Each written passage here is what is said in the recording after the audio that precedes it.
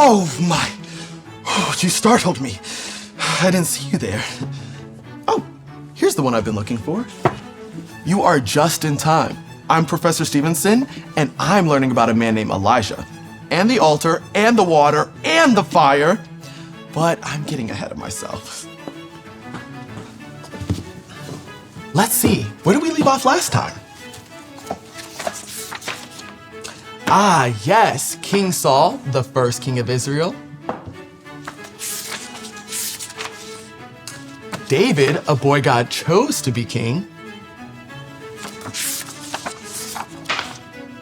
Of course, King Solomon, who built the temple.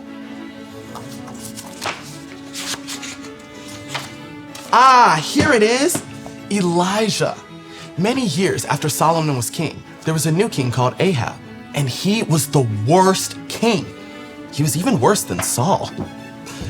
King Ahab told all of God's people there was a new god named Baal, and that everyone needed to worship him. Can you imagine how sad that made God?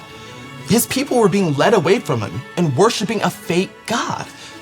Now, most of our studies have been on kings, but today we're going to take a closer look at a prophet named Elijah. Remember, a prophet is a person who shares God's messages. God chose Elijah to remind King Ahab and the people that God is the only true God. Elijah told King Ahab to bring all of God's people together. King Ahab and Elijah both built an altar with an offering or a gift for their God. Elijah said that if Baal was real, the people could pray to Baal and ask him to send down fire to take the gift. The people prayed and prayed. They cried out, but nothing happened. Then Elijah called the people around him. When they were close, he dug all the way around the altar and asked the people to get lots of water. He had faith that God could send so much fire that nothing, not even the water, would stop the fire in God. He got the entire altar all wet.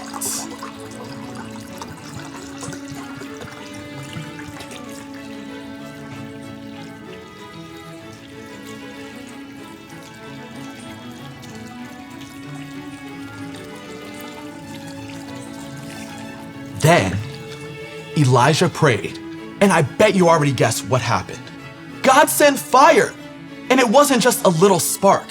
It was a large pillar of fire that burned the offering, the altar, the water, and even the dirt. When the people saw this, they knew that Baal was not a real God and that King Ahab had lied. They knew that God is the only true God.